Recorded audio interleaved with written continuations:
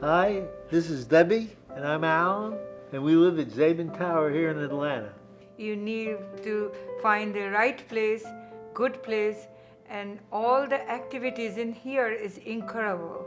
They have creating a lot of fun for us, movie, painting, planting, dancing. I was dancing too last year in home. The people who run Zabin Tower made it possible for us to live in a good place. It's affordable and enable us to age gracefully. Thank to all of these people that 70 years ago they built the campus to leave the older people like us. Here's to 70 years. Here's the 70 years.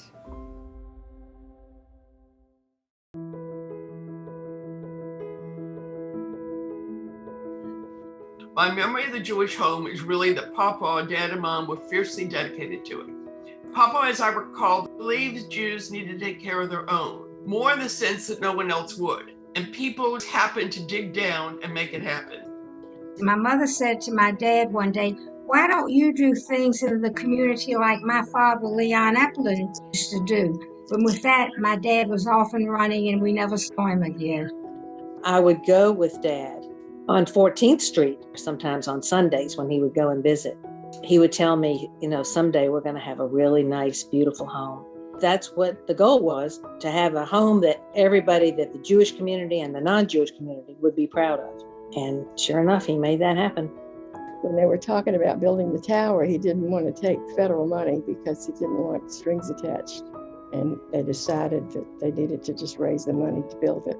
And the tower was opened in 1978, and Daddy served as president until he was 90. So Daddy was a true leader, but his wealth was in his heart and his ability to do for others.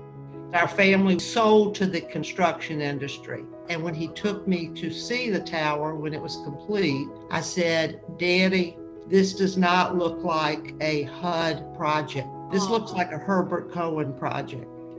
When Mom was president, she was the first female president of the Jewish home. There were no women presidents of anything.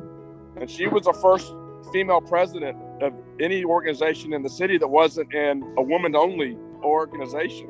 He always looked toward the future.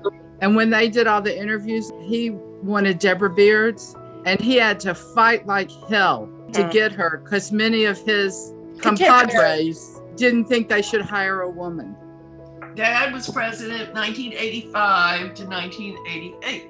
He knew every single person's name, their husband's names, their children's names, and their grandchildren's names. He was amazing. I enjoyed and loved every second of my involvement with the home. It's a great institution, and it does the most good at the most important time for people and families in Atlanta. The greatest challenge for the Jewish home was always, and in my mind should always be, what Bill Breman wanted the home to be. And that was a place where Jewish elderly people that needed the services of the home got the services regardless of the ability to pay. That was his mandate.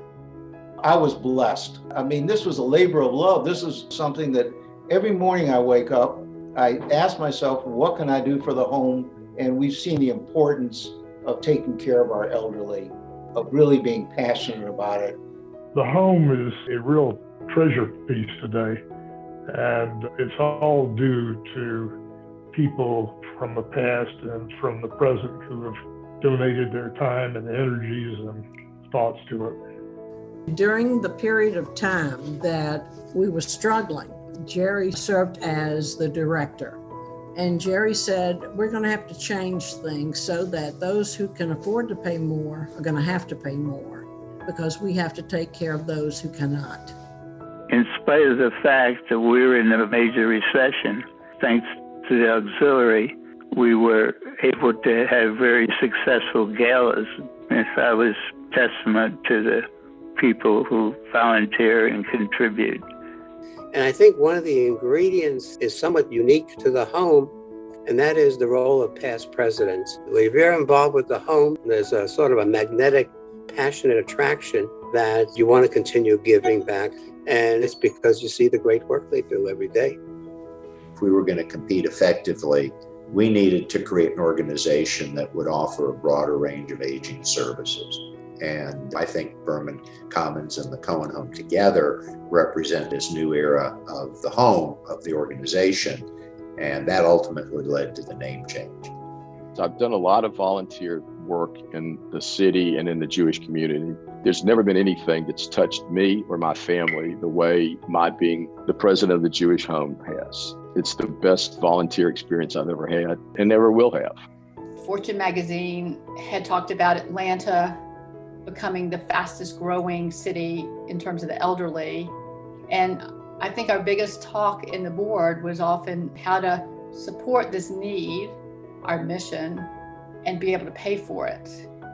JHL is blessed with a passionate board. To a person, their love for this organization is palpable. They all contribute at an extremely high level.